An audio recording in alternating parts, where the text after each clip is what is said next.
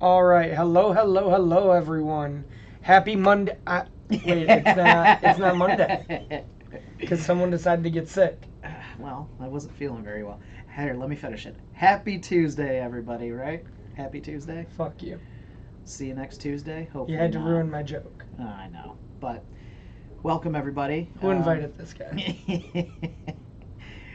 It's another week here at Mom's Basement Games. We're coming to you live on Twitch, and we also will be here on SoundCloud for you too. As usual. Yeah. So this week we want to talk a little bit about what's been going on on the Legacy scene. That was basically anything that was going on Magic-wise last week.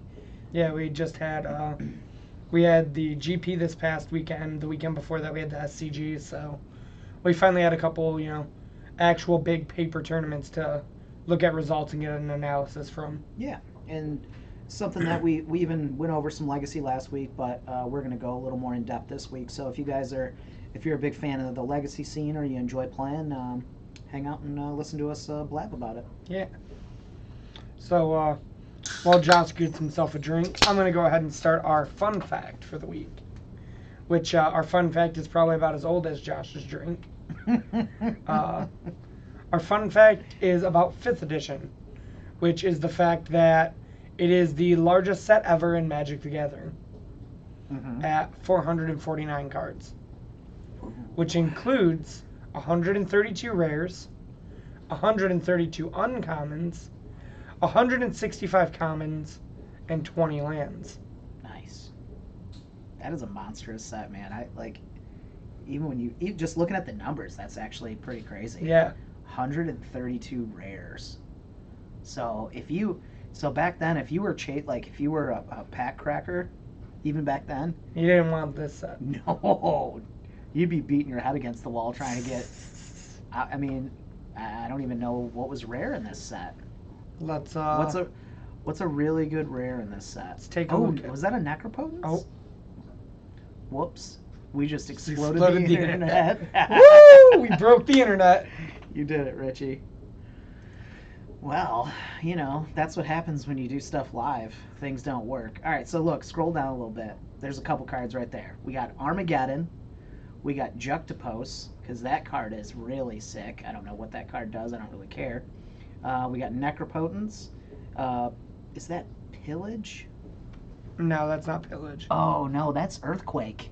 That's 5th edition Earthquake, and I don't know what the fuck that next one is, but anyway, so now we can see our favorite game if we have any 5th edition cards in stock, right?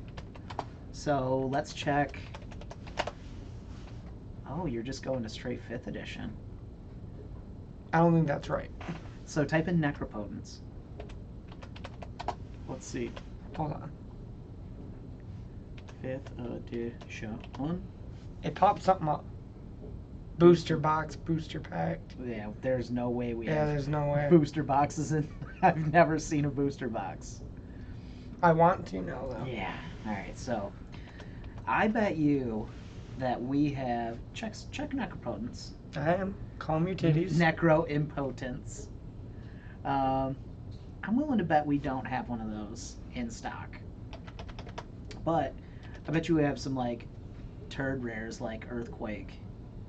I don't know. 5th edition Earthquake is kind of random too. That's a weird one. Necropotence right here.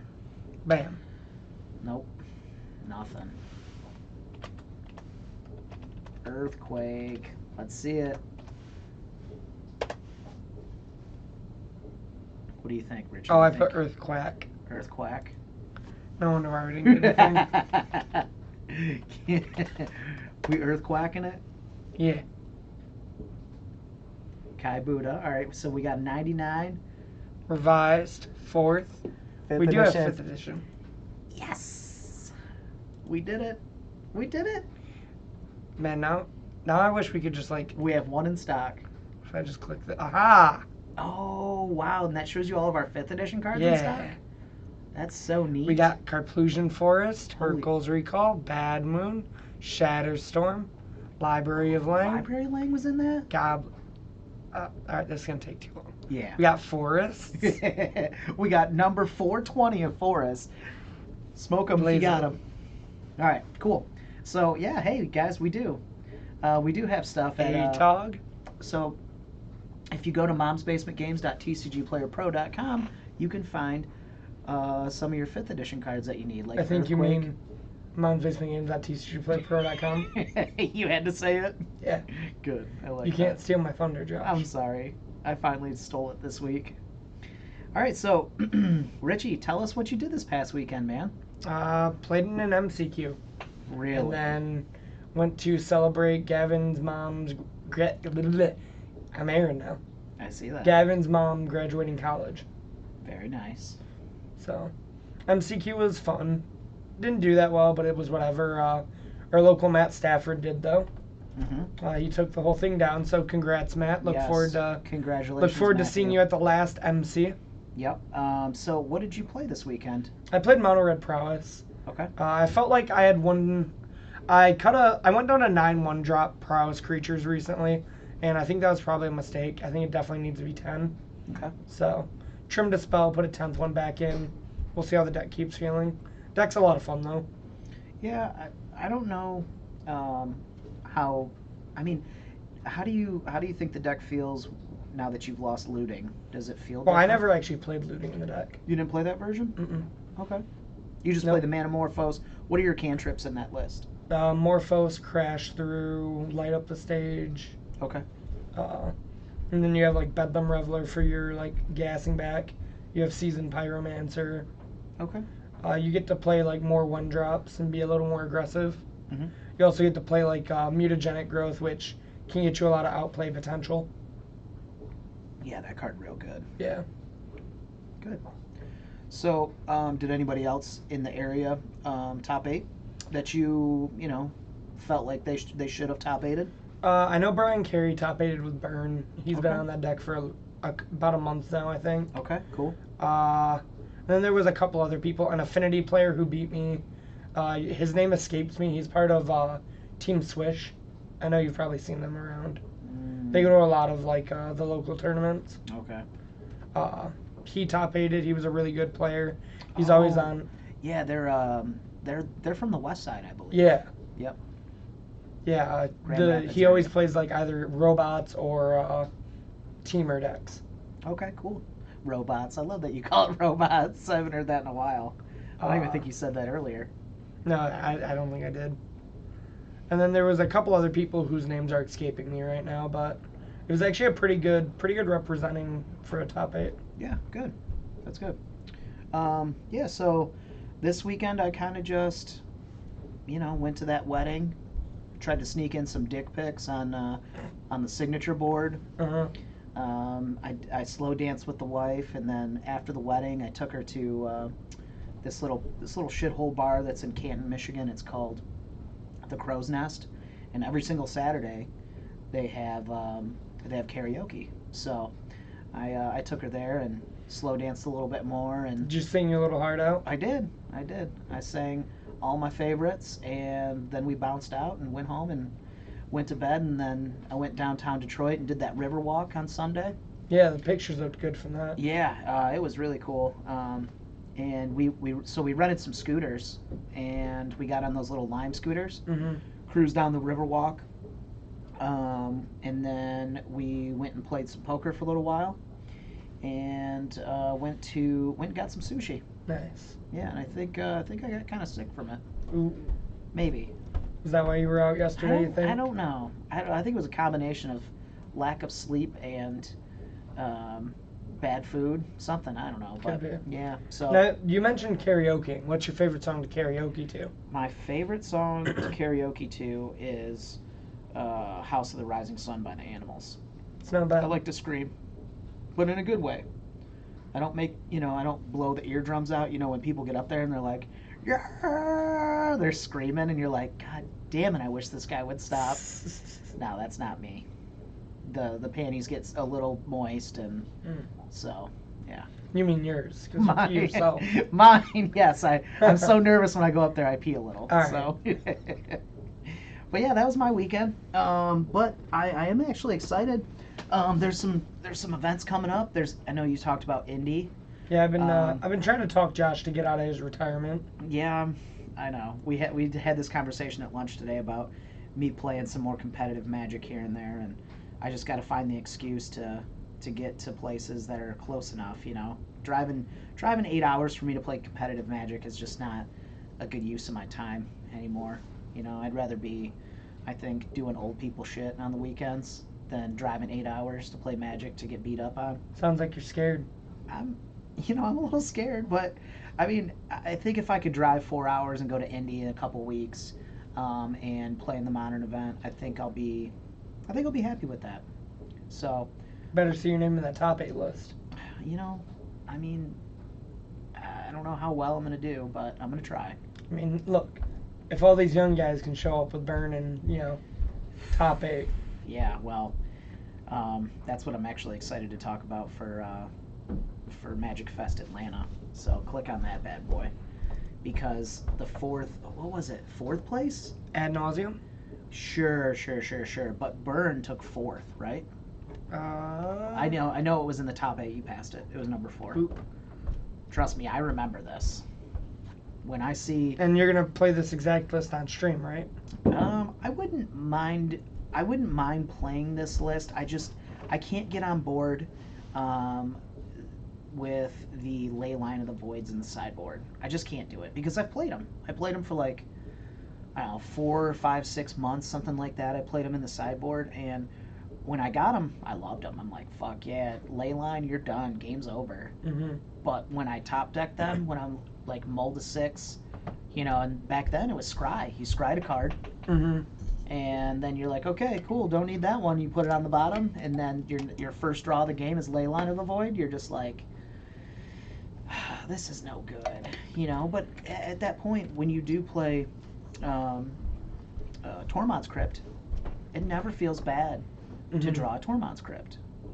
Never feels bad to draw a Tormod's Crypt. So I really disagree with having the ley lines in the sideboard. And I mean, this guy Ben Stetcher, I believe he took 4th place with his list, and I'll read his list out loud. That's what this number says. So yeah, I'll read his list out loud for you guys. So the only thing really different from my list versus this list is it's a fetchless list.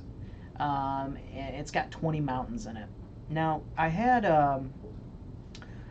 the Grim Lavamancers in there. I also had Beaumont Couriers in there, so that helps for the thinning, right? Mm-hmm. Well, you can't play those cards anymore because of Wrenn and 6.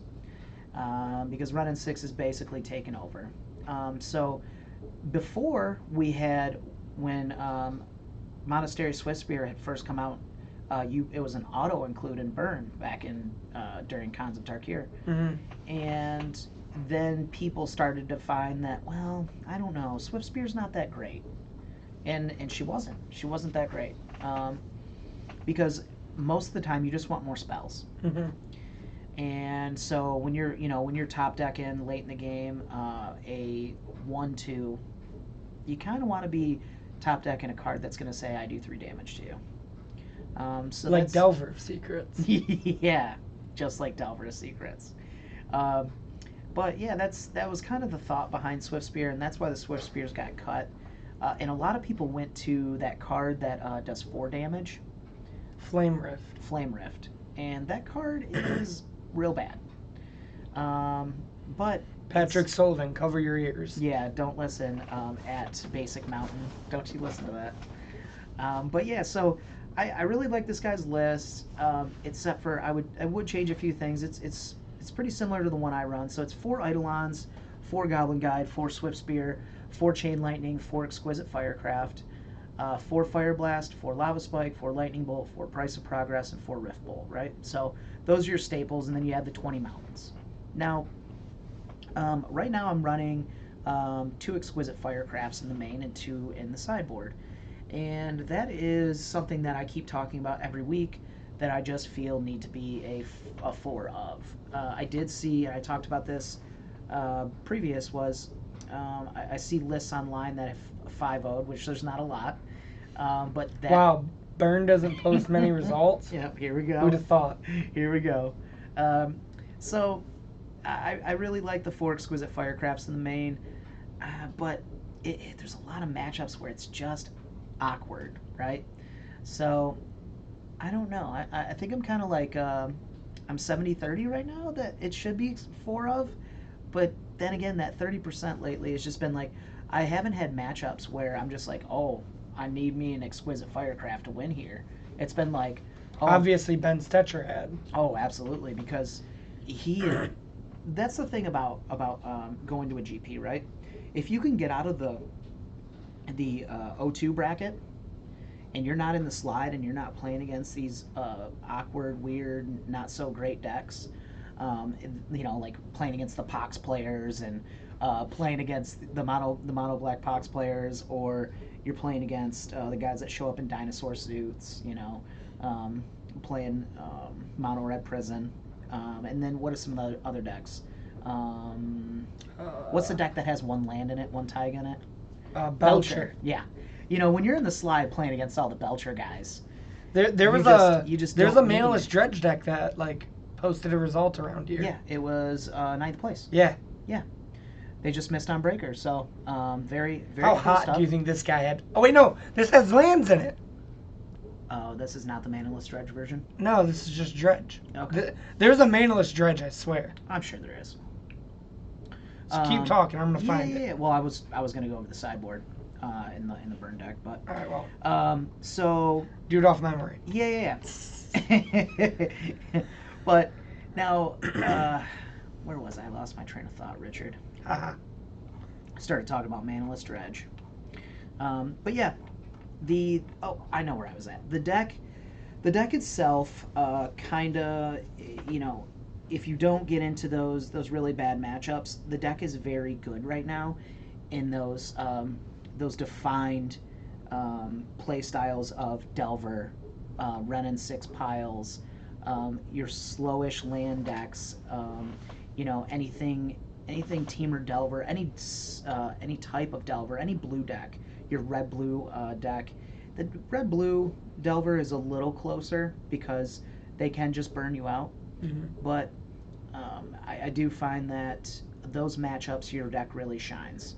So if you're playing against those decks all day, well then what do you think is going to happen? You're probably going to win. And you're going to have a lot of success just like Ben did. And I like some of his sideboard options.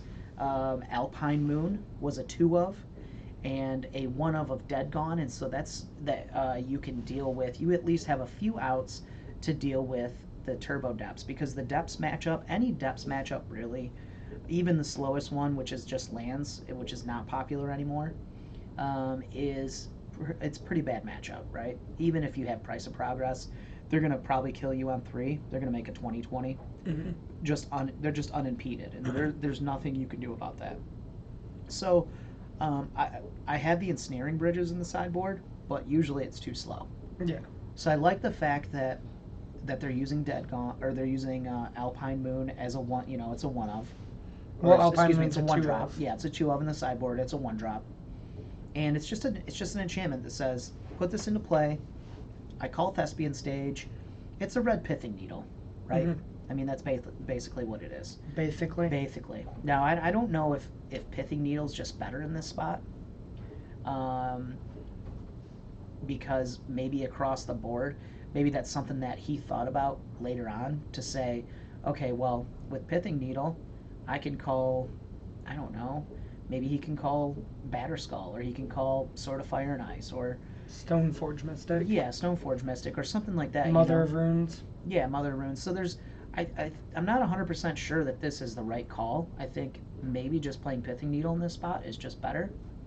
And it's the same to get rid of it. So the cards that they're going to bring in to get rid of this card, like the Ass Trophy, the Abrupt Decays, they're going to hit both your Alpine Moon and your Pithing Needle. Mm-hmm. So I think Pithing Needle probably is just the better call in the sideboard, to be honest, against that deck, because you can bring it in and just call Grizzlebrand. Then they can't draw 7 cards. Yeah. And that's just something I've never really thought about as like a practical application for. But this guy did really well. He went deep, and it opens your eyes, and that's what's really beautiful about seeing people go deep with a deck that you play and that you love, because then you can say like, oh, okay, this is why he brought this, in what matchups, and what matchups does this help against, and is it the right card? So I think I'm gonna actually try some Pithing Needles over the Alpine Moons, and see if I like that better than my Ensnaring Bridges this next week when I play. So, All right. so I did learn some stuff from Ben. Yeah. So I'm pretty happy about that. All right. All right. Anything else you want to talk about? With No, Burn? man. I'll let you go. I'm running my suck hole about Burn every week, so Yeah. I got to. So yeah, first place was Ad Nauseam Tendrils. Cyrus, someone who we don't personally know, but yes, we know through the intranet. Now, yeah. This is really cool. I got a good story about Cyrus, and then I'll let you keep going. I actually, when we first started ramping up on the content online, on the Twitter sphere. Yeah, on the Twitter sphere. We got the the YouTube going. We started posting all of our videos each week, and we were putting up videos with our dinosaurs that I was doing, because I was trying to get a little bit of attention playing a deck that's outside the box, and help make the Twitter grow. So I played against Cyrus, and he's the biggest Storm player online, and I ended up beating him. And so he tweeted out like, well, today was crazy. It was something like, today was crazy. Legacy can be the Wild West sometimes. I even managed to lose to dinosaurs today. Mm-hmm. And so there was a fuck ton of response from it. People were like, holy shit, who the hell is playing dinosaurs? And how did you lose to it? Because like Storm shouldn't lose to dinosaurs. Mm-hmm. Like what's going on here? And so he tweeted out about it, and then I retweeted back, and so we gained quite a few followers from that, and that was really cool. But and I've been following him for since then, which has been probably about 6-8 months, and he's a really accomplished player, and to see him win a GP, it's really cool. His name is Cyrus Corman Gill. So if you guys find him on Twitter, he also plays a lot of Modern. He's pretty. You said you've played against him in Modern. No, I played against him in Legacy. Oh, in Legacy? Okay. Yeah. Tell me about that. I want to hear about that. So it was at the Philly Classic. Mm-hmm. And he was just a super enjoyable guy. Beat the snot out of me. Okay. And but we got to bullshit about Magic the whole time, and about how it is to make content, and that's cool. He was just a genuine person, which was great. Yeah, it's awesome to see him, to know somebody like on their personality online, and then to get to meet them in person, and then see them go on to win a GP is really cool, because it's nice to see good people win. So I'm excited for this guy. Yeah. Congrats again, man. So yeah, moving down, second place we got Teamer Delver, which is the deck I've really been enjoying in Legacy. My list's a little different. Again, I haven't been sold on the Hex Drinkers, but I know Aaron and a lot of people have been trying to get me to try them again, so I'm willing to give Hex Drinker another try in the future. Okay. What do you think the downside to this card is? I think we talked about it. Did we touch on it last week? It dies so easily. Okay. So you just think that it's again, I think what I said about the card was it's a nimble mongoose with an upside. But the way that I think you're looking at it is, I think you feel like it's a nimble mongoose with a downside. Right? I do. Okay, so that's really neat. It takes what, 3 mana. Yeah, it takes 3 mana to level this thing up to make it have protection from instants, and this thing was really good when I played against it. It was tough to beat. I'm not sure if I won that matchup. I'd have to roll the tapes back, but if you just had a lightning bolt, though, they time walk themselves basically. Sure, but there's not always times where you could kill this thing. Sure. You might have lava spikes, or you might have Price of Progress, Fire Blast in your hand, and you just don't have access to kill it at that time. Yeah, but that can be said about a lot of things. Yeah, no, I know. I'm not saying that this card's amazing. Like a Delver that's not killed can probably win the game too. Yeah, no. I 100% don't think Hex Drinker as a card in Legacy is amazing. I'm not sure its potential in Modern yet, because there hasn't been a whole lot of use of this card. But it is showing up as a 2 of or a 1 of. I think I went down to like maybe the 30th list, and I was looking at all the Rug Delver lists, and this guy was showing up as a 2 of or a 1 of. And this is what people have been playing online, and you get a lot of your decks that you're going to see at the GP are going to be the decks that you're going to see from online, because there's no data really for Legacy except for online. Yeah. And that's where people are getting all their deck lists from, because they're seeing like, okay, this deck 5-0'd, 5-0'd, 5-0'd, 5-0'd, and they're like, well, that's the same list I'm going to play. And you don't get a whole lot of paper results anymore. So, that's why you're going to see the Hex Shrinker right now, because, again, we don't know if it's right, and we don't know if it's wrong, because it's new. But that's why stuff can be the flavor of the month. Exactly. Third, we have... this is the more traditional slow depths. Shin. Got your Mox. Tomazawa. I had to say it. God, I hate you. You're going to get us kicked off the internet. But yeah, it's just like your traditional slow depths, your Dark Confidants, your Reclaimers, your Mox Diamonds. So pretty standard list here, I think. Go up a little bit for a second. Do you see a lot of people playing that card? Depends on how much bridge you expect. Yeah, so it's been like in the sideboard on and out for a while. Yeah, so there's a card called Rite of Consumption. Now, I think this is the neatest card, and it's like what Richie said. If you think your opponents are going to be bringing Snaring Bridge in, well, it's going to be very difficult if you don't blow it up with like a Force of Vigor or an Assassin's Trophy. Then you're just going to get stuck, and they're going to beat you. But Rite of Consumption says it's a black colorless card, and it's a sorcery from Shadowmoor. Yeah. It says as an additional cost to play Rite of Consumption, sack a creature, and it deals damage equal to the sacrificed creature's power to target player, and then you gain that much life. So this is really cool. It's just a black fling. Yeah. And when I was going through all the lists, that was probably the neatest thing that I saw in all the sideboards was Rite of Consumption. I don't think I've seen it before. Yeah, it's pretty common among the depths players. Cool. Like technology. Cool. Then we got our Burn in fourth place. Hell yeah, baby! Colin on... This is the Jeskai Mentor deck, which I'm not sure where this deck actually came from, but I know Zach Allen was a big person to start playing a lot of this deck. It's basically just like your Miracles, but Terminus isn't in a great spot right now, so instead you just play more spells to trigger your Monastery Mentor. Yeah, and you play things like you play 2 of Council's Judgment in the side or in the main. You play a Magmatic Sinkhole, and you play like an extra Jace. There's a third copy of Jace the Mind Sculptor in there, and which that's not always something that you see.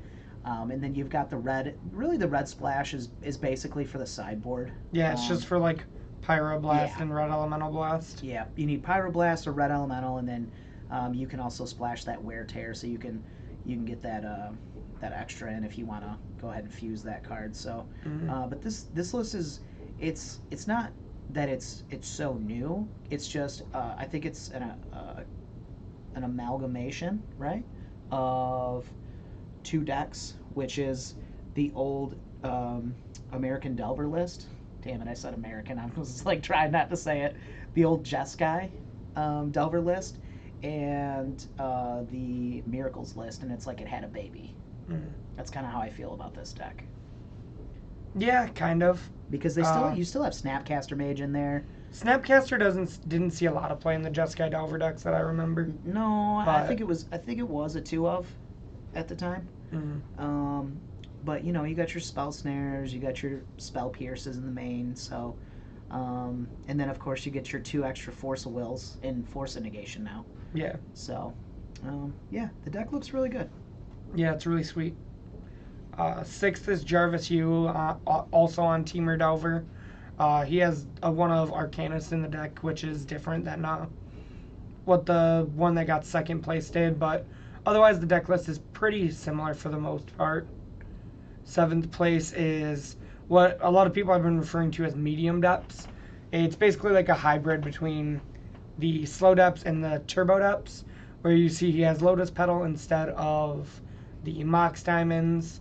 He has a couple less Dark Confidants, plays some Pithy Needles in the main, and some Sylvan Scryings, and is just more in on the combo, but not as all in as a deck like Turbo Depths is. Mm-hmm. Now, tell people about, I think there's some people that, even myself, I'd like to hear about Elvish Reclaimer. Yeah. Because this is an M20 card, and it's new, and I think people that either have been playing Legacy for a long time, they're just now seeing this card pop up in Slow Depths. It's even in Turbo, correct? It's in all of them. Yeah, it's in all of them because this card's just so good. So read this card and then tell us what you think about this card, Richie. Yeah, well, I mean, everyone knows we think this card's great. We had it on our top 10. Yep. Reclaimer is 1 green for a 1/2. It gets +2/+2 as long as there are 3 or more land cards in your graveyard. And for 2 mana tap, you can sack a land and search your library for a land, put it on the battlefield tapped, and then shuffle your library. So it's just another tutor. Yeah. Basically, it gave Depths more reach. Consistency. More I wouldn't say consistency? reach. Okay. Yeah, I guess reach would be the wrong word. I think consistency, yeah, you're right. Because then now it just says, hey, I have a tutor on a stick. Mm-hmm. And, I mean, it's a 3/3, right? But you're never, you're Well, not it'd be never. a 3/4. A 3/4, sorry. You're most likely you're not going to beat people down with this, but you can. Mm-hmm. I mean, it's kind of like their true name. It's more like a Delver. Sure. Delver, yeah. Just 3 power. I was just thinking 3 power. But, yeah. So, I don't know. I think it's interesting that they printed a card like this and it just slotted right into Legacy so well. And I wonder if R&D had maybe thought about that when they No, they this don't card. test for Legacy. Sure, but I mean, maybe it was like a thought. You never know. There could be some people there that actually enjoy playing Legacy and maybe try to sneak things in. I don't think so. I don't think they would have printed True Name if they cared about Legacy. Yeah, I don't know.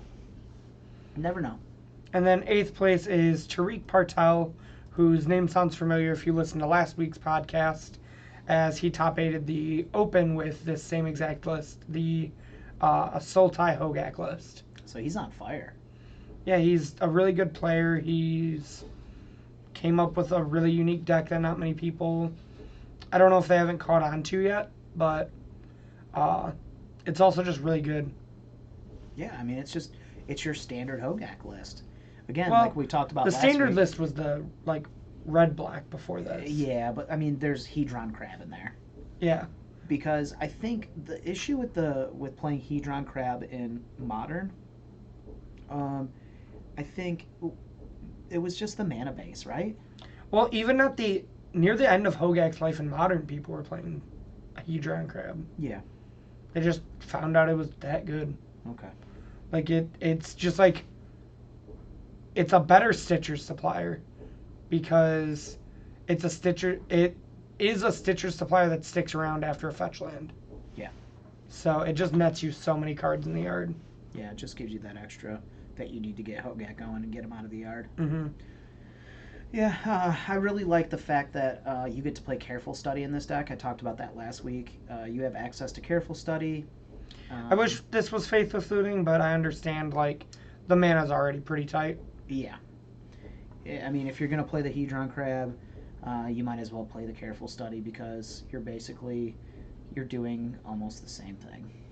Almost. I said almost. Yeah, Faithless Looting is literally Careful Study just with Flashback. I know. So it's like, it's just a strictly better Careful Study. I know. That's why I wasn't saying, oh, it's just as good. Because it's not. Because Faithless Looting that's why they had to ban it in Modern.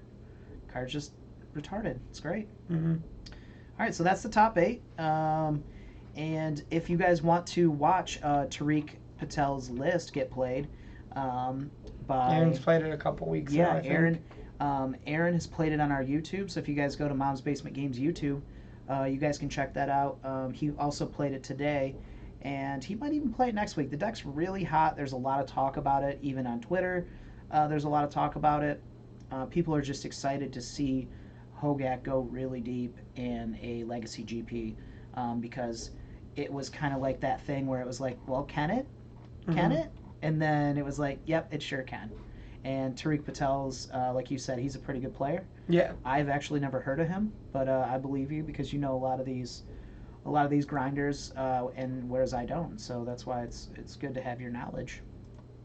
Yeah, like this is his results list. Yeah, he's got how many? Like 20 Probably a lot of his at Phoenix top, results. at least top 40s. Yeah. So yeah, he is definitely a good player. So that's cool to see him take a deck that people weren't sure about and take it to a top 8. So Mhm. all right, so we're now going to transition here a little bit. We're going to move over to the SCG circuit. And we're also still going to talk about Legacy. Like I said, this basically the whole podcast here is going to be about Legacy. So we'll give you the top 8. And I think this is something that I'm going to say, and Richie doesn't, I don't know, you don't really agree with me, right? So I think Legacy is pretty narrow. See, I think it's not. And so yeah, and so we differ on this opinion, and maybe I need some talking to. Maybe I need a little more information, but my thought on it is that when you say something's narrow, in my mind, things are narrowed down to maybe 12-ish decks, right? That are really good, and See, those are and the to me, decks. that's pretty diverse. Okay. Like to me, narrow's like standard, where it's like Yeah, 5 decks. Yeah, and so I think you and I have the same opinion. I think we're just not conveying it correctly to each other. So I think maybe my thought of narrow is when there's about 12 decks that you're always going to see. You're never going to see anything different. But when you do see it different, it's probably going to be in the slide, which that's what I talked about earlier, is you're going to see those 02, 03 guys. They're going to be playing, they're going to be playing Burn, because usually Burn doesn't do well. But you can't even say that because Burn. I understand that, but I'm talking about, when's the last time Burn top 8 at something? It's been a fucking while. It's been a hot minute. And that's just like saying Burn, Legacy Fish, what was the deck that I talked about earlier with the 1 land in it? Belcher. Also now decks like Death and Taxes are on the huge decline because of Wrenn and 6. That deck got pushed into what is now considered to probably be a tier 2 deck. Maybe even tier 3, honestly. Yeah. So, and that's kind of like where I'm at with Legacy right now. Is I guess some people think that narrow is just like 2 to 3 decks, right? But I kind of look at narrow a little bit. I think a little bit more broad than other people do. I think when there's about 12 decks, you kind of know exactly what you're going to be playing against. Whereas I think modern is a little bit wider. I think when you go into an MCQ or if it's something local, you go into MCQ or you go into an SCG. For example, at this MCQ that I played at this weekend, I faced 2 Teamer decks in my first 2 rounds. And Teamer, what were in those decks? One was a Delver deck and one was a Snow deck. Okay. Now, Teamer Snow's gained a little bit of popularity, but Teamer Delver has gained 0 popularity, so... and you did beat that? Yeah. Okay, good for you. Hashtag beat you, Josiah. If you would have lost to it, then I would have... Josiah gave me a run-in. He's playing main deck Huntmaster the Fells. I know he is. I think he fucking yeah, he did. He 5-0'd with that list online. No, you told me he 5-0'd with Niv Mizzet. He did, but he 5-0'd with that Huntmaster list too. Well, fuck, why can't we be as good as Josiah? Well, I don't know. Can't we get him to stream for us? Mm-mm. Is he too good for us? He is, man. I think he's too scared of the camera. Ah, fair. There's a lot of people that are scared of this camera, but you and I, we're not one of them. Nah. So, but yeah. All right, so enough Josiah bashing. Where were we? So I guess I'm just trying to explain the thought process between the word narrow and Magic. So, I think that your tier 2 decks, you're gonna see those in the 02, 03 brackets, right? People fighting back, or they're 3-3. They started out 02 and then they won 4 straight. And they're 4-3 and they got a chance to top 64 because the event's so small. Those are the type of decks that I'm talking about. And whereas we're gonna look at this top 8 list here, and it's gonna sound not exactly, but it's gonna sound similar to the top 16 at the GP. you know, and then we're gonna look at the classic after this. This is the open? Then we're gonna look at the classic, and we're gonna say the same goddamn decks over and over and over 3 times, right? So, see, I don't think that super happened here though. Well, like because this was 8 different decks, for example. Correct. This is 8 different decks for this open, but if we were to take a spreadsheet, okay, and take the top 64 from each one of these events, it's going to be quote unquote narrow. You're not going to see a lot of variation. There's not going to be a whole lot of outliers that did well. That's what I mean by that. So tell us about the top 8 for the Star City Open. Yeah, so we went over these last week, but we'll go over them again. 4-color Control, which is the 4-color snow deck. Storm, which was Ant, which won the GP. Yep.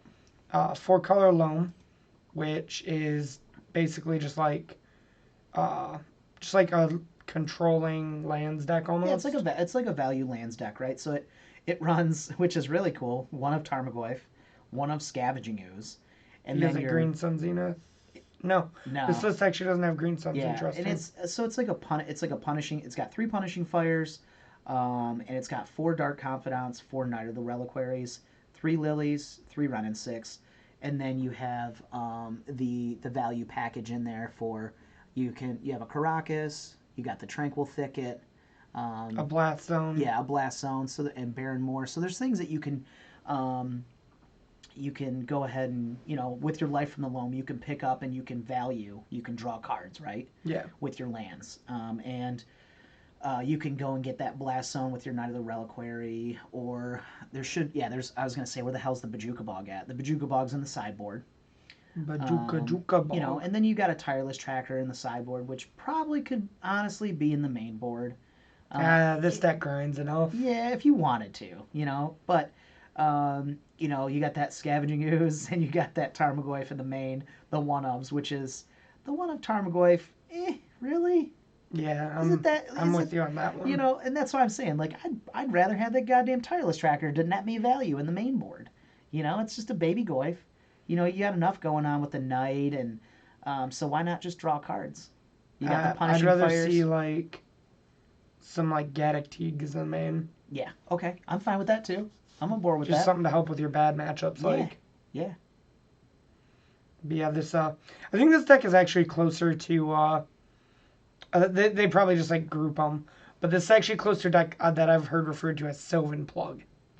Okay. Explain that. I've never heard that before. Sylvan Plug, I faced it. That's how I know about it for the most part. Okay. It's basically like 4-color Loam, but it's a lot more grindy. Okay. So I think that's more of what this probably was. Yeah, I like the fact that it has 4 Chalice of the Voids in the main. Yeah. Because that's actually a semi feature between both. Yeah. Because that card shuts a lot of decks down. Mm-hmm.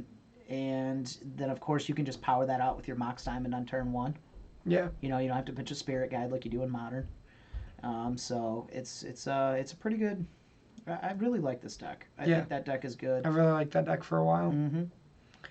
So 4th place is It Delver, 5th place is Elves, 6th place is that Jeskai Mentor deck in Zach Allen. Nice. 7th place is Hogak, and 8th is Nyalome. Nice. So you can. Hi Josiah, fuck you. So Josiah came by after we were just talking shit about him. But yeah, tell us about. Click on that Nyalome deck. I'd like to see this. Yeah, so this was an interesting deck that came from this tournament. It's basically it's kind of like the 4-colored Loam deck that we were talking about, but it does play a 1 of Dark Depths and Thespian Stage, and it's pretty much just like your new land. Yeah, and this is what I thought the 4-color Loam deck was going to be. I thought that there was going to be at least a Depths in there. I figured the Depths package would be in there, and it's not. No. They So, why do they? What's the difference? What makes Nyalome? Is one of them significantly better, or do we just not have the data for it? I think that they're good against different things. Okay. So like this deck it's good against like trying to like pressure your opponent out. Mm-hmm. To where this deck is really good at grinding. Okay. That's what the Dark Confidants are for. You know, Chalices are for. This deck will try to lock your opponent out when they're trying to combo you off. This deck's just going to try to kill you. Okay. So it really like comes down to preference and almost kind of a meta call almost even. Okay, so same shit, different smell. But if you think that you're going to be seeing different types of decks, now what are the type of decks that you think? Because like I don't even have any clue of what the Naya version would be better against than the 4-color version. Yeah, I'm not super sure. I haven't played a lot of Legacy. Okay. But like this one has a little bit more utility. Like it has the extra reclaimers. It has the Knight of Autumn. Yeah. It's a little deeper in its like lands tutor package. You get to play Swords to Plowshares. Okay. As opposed to Punishing Fire, so you can kill bigger things. Yeah. You don't have to be on that super grind. Yeah. Yeah, so I think this deck can probably just turn it on a little bit faster. Yeah, but at the same time, this doesn't have Chalice of the Void, so you're more likely to get comboed out. Correct. So, okay. Cool. Looking good. I like that. And of course, we see, like we talked about earlier, Tariq Patel's Hogak list took 7th in this tournament. We should actually side-by-sided it and see if he changed anything. I didn't even think to do that. But yeah, that's something we'll have to do in the future. So what do you think about the Open? Is there anything... are you looking at Tariq Patel's right now? Yeah. You're looking at his side-by-side list? You just couldn't help yourself, could you? Well, you're the one that brought it up. So he didn't have... What did he the change? Reverend Silence. So he cut Reverent Silence for what? No, More he Force put of Vigors? Reverend Silence in. This is GP. Oh, okay. He took out Assassin's Trophy. Okay, so he cut Assassin's Trophies for Reverent Silence. And he took out the Veil of Summers. For Thought Seizes? That's what it looks like. Yeah. He took out the Veil of Summers And for then Thought Seizes. he was playing 2 Surgicals, which he was playing here. Okay, cool. And then did he change anything in the main? Guess 3. No, I don't think so. It says riveting podcasting. All right. So his sideboard did change a little bit, which is cool. But I mean, that's something that you're going to see when you go from taking 7th place at an SCG and then going into the following couple weeks, going into a GP. You're going to be like, okay, this card was great. And now I think I got enough data, because that's what you're there for. That's what you're at SCG for. And like what I talked about is these decks that you're going to be playing against is going to be your online meta, because that's what you have data from. Mm-hmm. You're not just you can't play all these paper. It's not like Modern where you can be like, I'm going to test this deck out. Okay, this sideboard's great. I played against this deck. There's none of that, because there's only X amount of legacy events each year on paper. Mm-hmm. So you really, really, really have to go by the online meta. So I think that helps.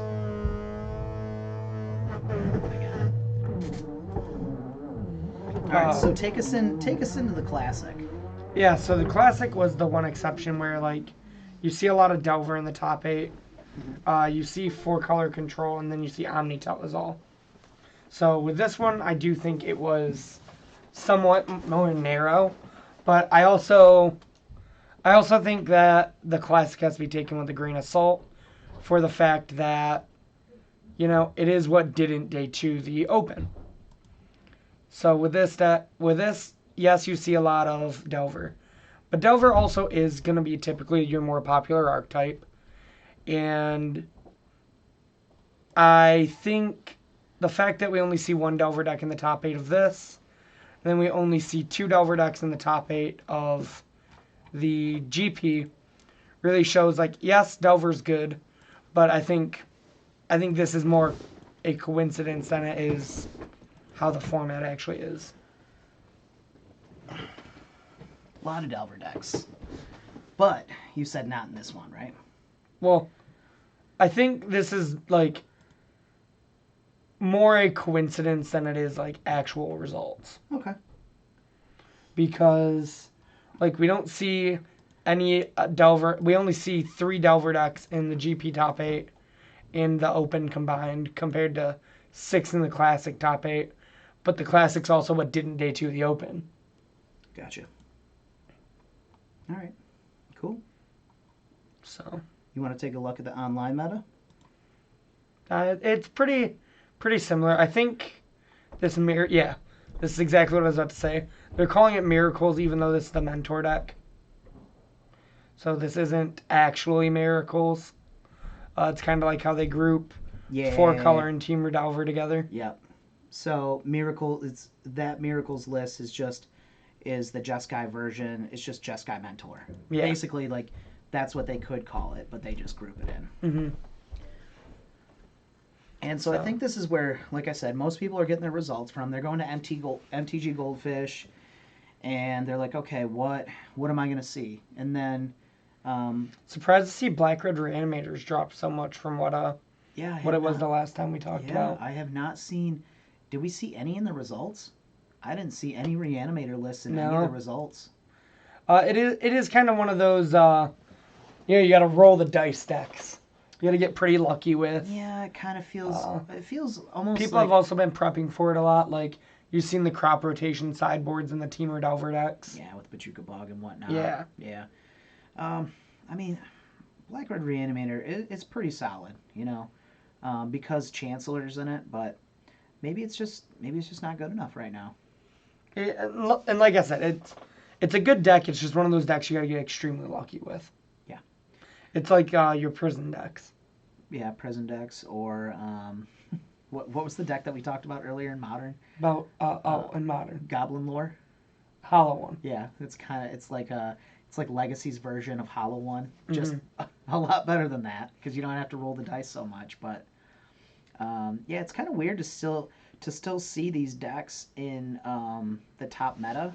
I just don't think we talked about that before. Is with the new Renin 6 and with the whole shakeup of Legacy itself, it's almost like when they printed Innistrad block, and you had Liliana the Veil and you had Delver of Secrets, and so the landscape just completely changed at that point. Mm-hmm. And I think that's what Renin 6 is doing right now. I think it's completely changing the landscape of Legacy.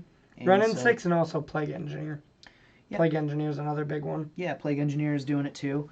And so we get to see kind of these decks. I think, like right now, if we were to fast forward, I don't know, 6 months from now, I don't think we're gonna see in the top metagame breakdown. I don't think you're gonna see Black Red Reanimator. I don't think you're gonna see Death and Taxes. I think you still will. Think so? Yeah. Okay. I don't think they'll fall off that much. Maybe D&T, but I don't think Black Red Reanimator will. Okay. I mean, it's possible we could get some of those players out there that are just really good and start spiking shit and doing well. I even think that maybe Mono Red Prison. I know it's kind of fringy, but that may start to take a back seat a little bit because it's a grindier deck, and I don't know. I don't see it lasting, being everlasting, I guess. It's pretty good into the Team Redelver, so I think it will. Think it's okay? Yeah. What are some other decks that you see on here that you think might start taking a little bit of a backseat in Legacy? Only really D&T, which it already has. Yeah. Like I don't particularly see the meta changing much, especially now that we have paper results for people to go off of. What about Elves? How do you feel about Elves? I think Elves it's another one of those decks where you have to be extremely skilled. It's like what we talked about last week. The guy that was very competent won. He top-8'd with it. You have to be extremely confident in your deck. The one thing I actually see changing is I wouldn't be surprised to see Dredge going up. I know it actually won the MCQ. It almost top-8'd the GP as we were talking about. And I think it's a deck that people haven't really opened up to enough since the Deathrite Shaman ban. Mm-hmm. Yeah, I think it does. I think I think Dredge has a long way to go. I think that it will pick up some steam both in Modern and Legacy. The deck is just, I cannot beat that deck with Burn. It's weird. Why is Burn still all the way down here? Hey, Just it's because I haven't been playing enough. All right, I'll start grinding some more leagues. You know, set 2-3 and setting some stuff on fire, setting some tickets on fire. A tornado. Oh shit! Thanks, baby. But yeah, so I don't know. I think Dredge it's gonna see a lot more play, and you know, stand by for that, for sure. Mm-hmm. So what do you think? You think you feel good? Did we talk about Legacy enough? It's been almost an hour, and we're about to get into finance. Yeah, I think. Is there anything else that you want to talk about? No, not really. Okay. I think we about covered it all. Good. All right. So if you guys are interested in watching some decent Legacy content, right? We got a bunch on the Mom's Basement Games YouTube Twitch. channel. Yeah, well, we're on Twitch a couple days a week. We're playing Legacy now, whether it be Richie or myself. And Aaron is our Legacy guy that plays every Monday. So. Well, no, he plays every Tuesday. Oh, he plays every Tuesday. Excuse me. God, do you even work here? I just work. This here. is a Wendy's. Listen, I'm trying to move up to drive-through. All right, I'm trying to move from the fryer all the way to drive-through. Just better get your shit together. I'm trying. But yeah, check some of our Legacy content out. We try to play the hottest deck, and or the hottest deck, and by that I mean burn. That one even got you, didn't it? All right, let's move into finance and stop my corny dad jokes. Please. All right, so this enough week. Corn in here for cornhole. For this week. God, can we play cornhole on stream one day? Oh, that'd be great. Yeah, it's a game. Yeah. Yeah, we can stream cornhole. Yeah. I'd smash you. I'm really good at it. Oh man, you don't even know how good I am. Murderous Rider. I don't even know what the fuck this card is. It hasn't even been released yet. Yeah, I'm gonna read it to you guys. It's from Throne of Eldraine. It is a zombie knight. Oh, this is the zombie knight. Okay, this is why the other knight shit is popping. Well, this card doesn't really have to do with knights. No, but this is just like everyone thinks it might be the best card in Standard. Okay.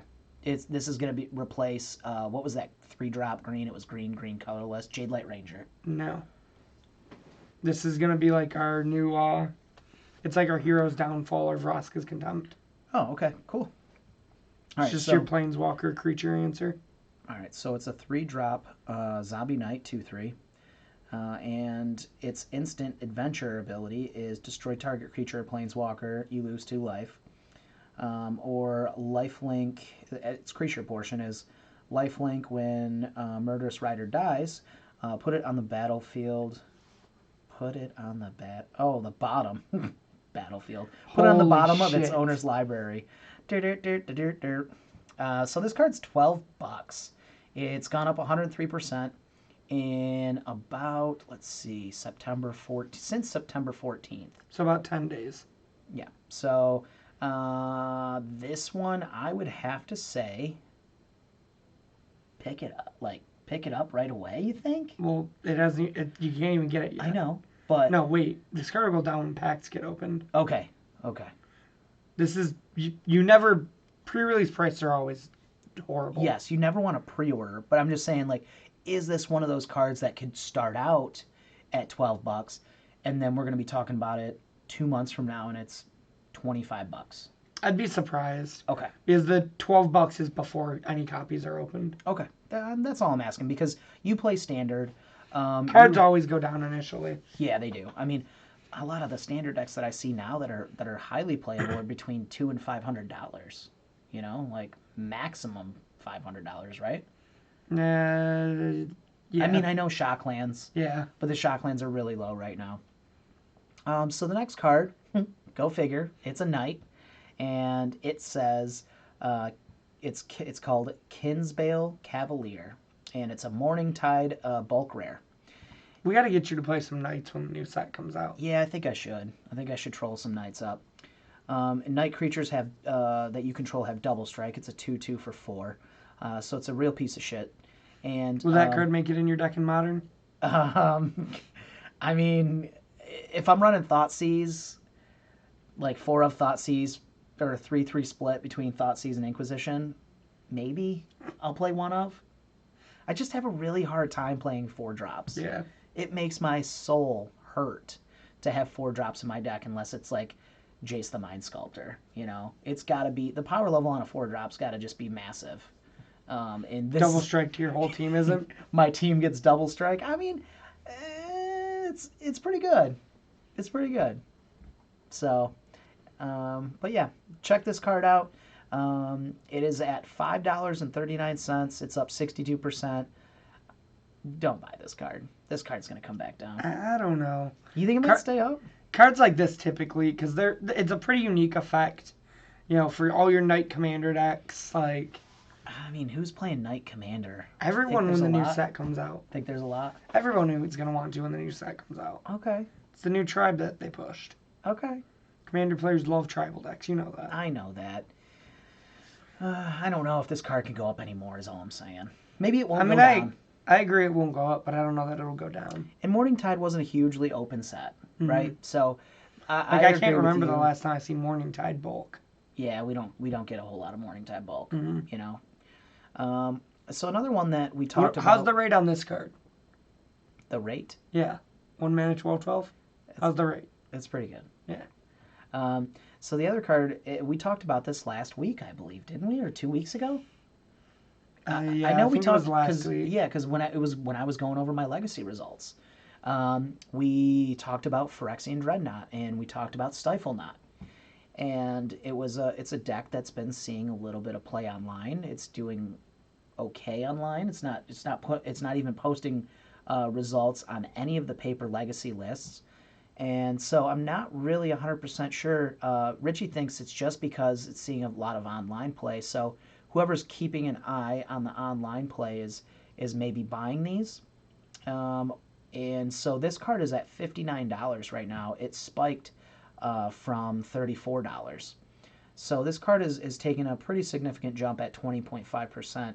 So I'd probably...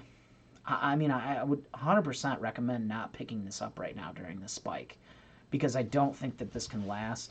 I could see this card maybe tapering off in like the $40 range, so maybe moving up like $6 to $7, right?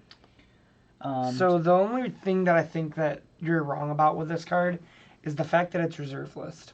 Okay. I think because it's reserve list, whenever a spike in reserve list happens, it's very rare you see like a downtick. Only for the reason that Cheers. That card's never gonna get more copies out there. Sure. It can't be reprinted. So if someone buys this card at $60, they're not gonna want to sell it for less than 60. Okay. I mean, yeah, reserve list spikes. This could be one that needed to happen eventually. And I understand that there's a lot of reserve list cards that aren't even fucking playable. I totally agree. And this is one of the ones that is. So this could have just been a lag that happened and it finally hit. And maybe it could double. Maybe it goes up to $100.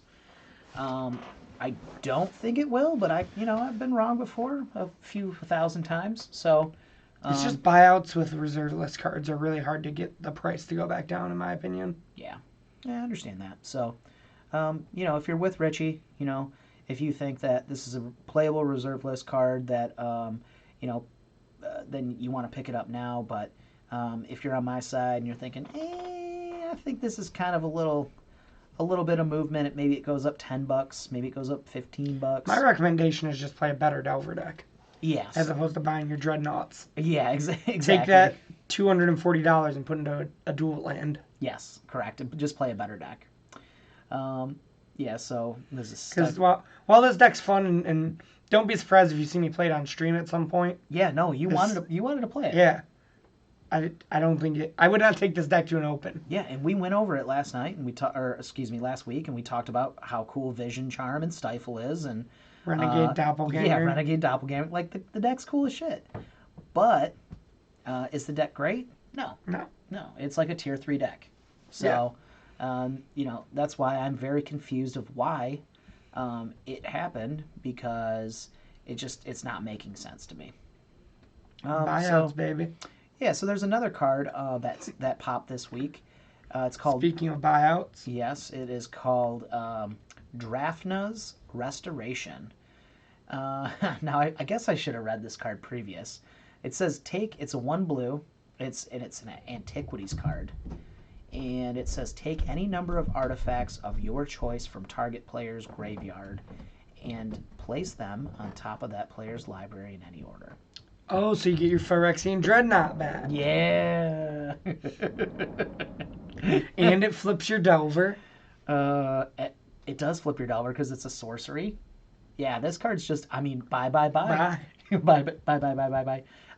Yeah, don't know. Buy this Don't card. buy this card. I mean, you can use it in Commander. It's a pretty neat card in Commander if you got like some type of like combo or some shenanigans going on. But See, now these are the reserve list spikes that I think you should not buy into. Yes. For example. Correct. Because these are the ones that will go down because Dreadnought has somewhat reason to be bought. Yep. This card, name the last time someone's played this card. A Commander deck. If. Yeah, I've actually had somebody ask me for this card before and be like, "Hey, I need this for my mono blue artifact commander deck," and I'm just like, "Okay, cool. You're comboing with it?" And they're like, "Yeah." I'm like, "That's neat. I've never seen that card because it's from Antiquities." Yeah, so we're gonna recommend to stay away from that bad boy. All right. So we always like to go over also the cheap pickups portion, which is very cool. Sometimes people. The people that make this website, they'll just put a cheap pickup of a card that's maybe gone down $1, in the past couple weeks, something like that on here because they don't have a whole lot to talk about. But we usually point stuff like that out. Nico Bolas, the Ravager, is the first one that they've got. Now, what you're going to see with a lot of these is a lot of these are because of rotation coming out. Correct. That's what the first two we're looking at are, at least. So Nico Bolas, the Ravager, that's going to be a rotation card. Also, Karn, Scion of Urza, that's another rotation card. So both of these cards, they are mythics. They see some fringe modern play. They do. Nico Bolas is very fringy. Karn is... People like them in their Grixis decks for some reason. Yeah, I mean, it's a pretty powerful 4-drop, comparatively. And then you've got... Karn sees some affinity, some hardened scales play. Yes, it does. It gives you... It was very popular before Karn... what's the new card? The Great Creator. Yeah, before Karn, the Great Creator came out, he was seeing a lot of play. I think he even got up to, like $20? Yeah, he was like 20. Yeah. In March 21st of 2019, he was $20. So... and then he just started tapering down, fell down, and then now it's at $9, $8.48 is what they got it at on here. And I think this thing can probably maybe go a couple more dollars lower, and then I think it's going to come back up. I think it may go a couple dollars lower, and then it's going to bounce back. Your up. $5 planeswalkers are your shitter ones. Yeah. I don't think this one's that bad. So you think it's hit its bottom? Yeah, okay. I think this card will probably settle around like 10 to 15 range. I do too. I think it'll be at $15 because you need this card in Commander. Card's pretty good. And it's a mythic, so it's always going to have a home for not having as many copies out there.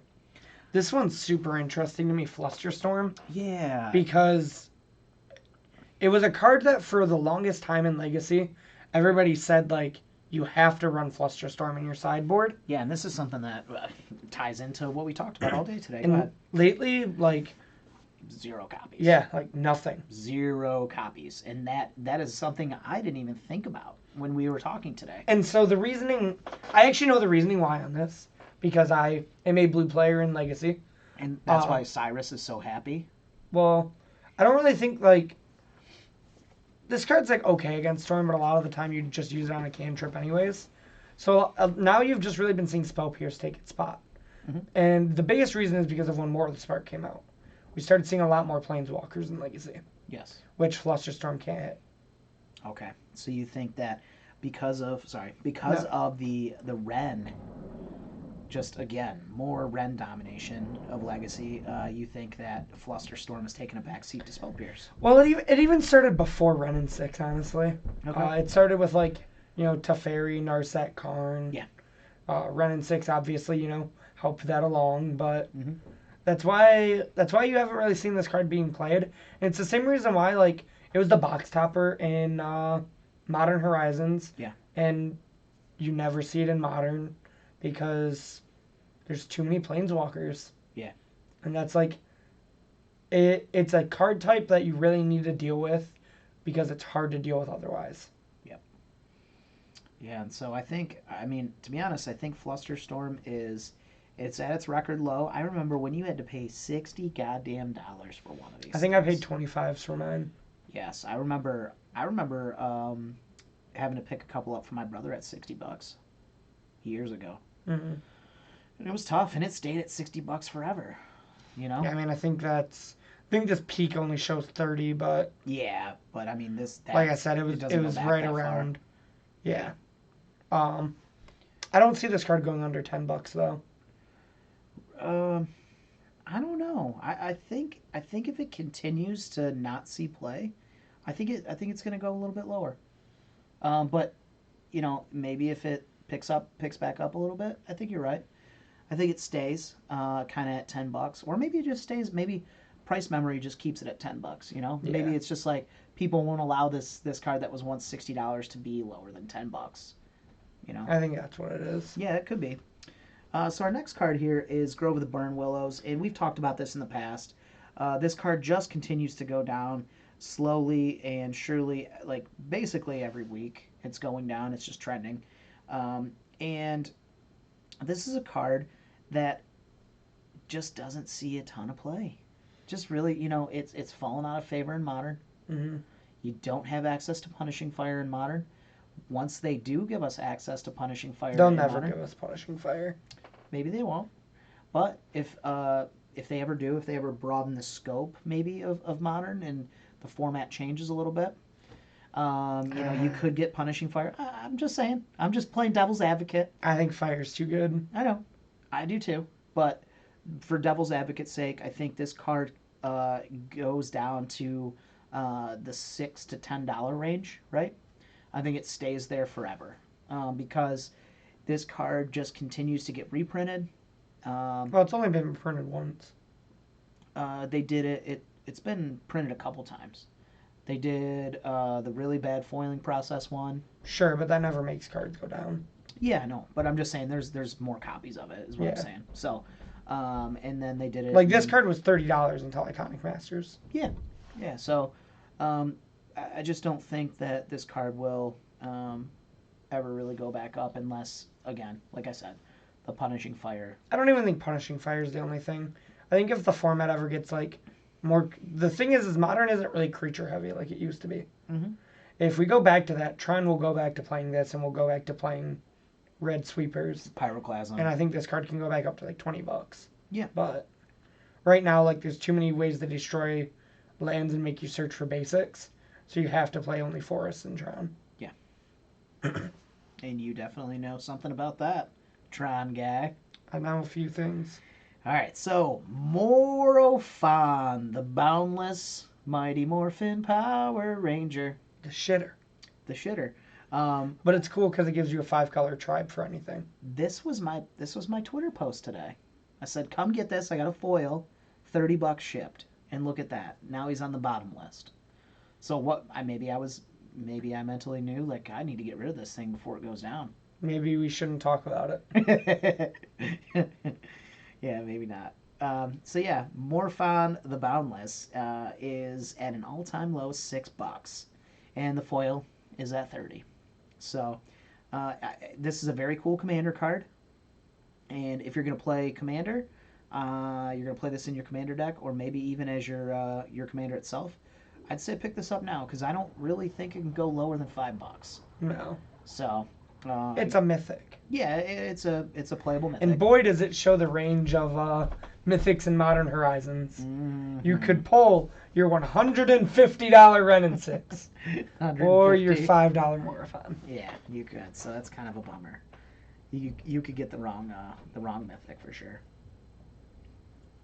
All right. Yeah, you like it? Yeah. You happy about finance this week? Yeah. It's Good. finance. Yeah.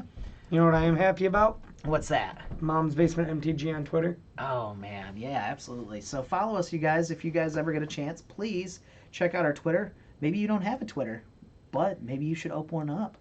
And you can follow us. And what we do is you have to have a cell phone. Remember that.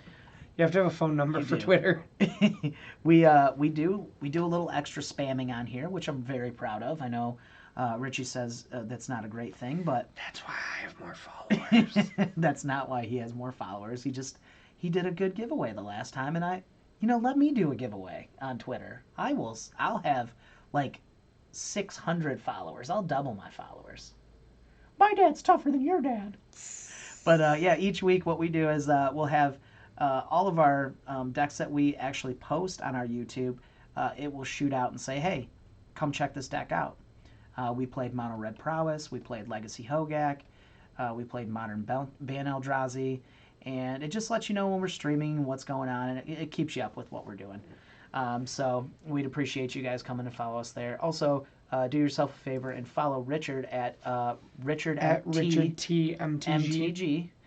He has 371 followers, and he needs more followers. He does. Need more people to talk to about like random stuff that I like, like new cards. Yeah, new cards, absolutely.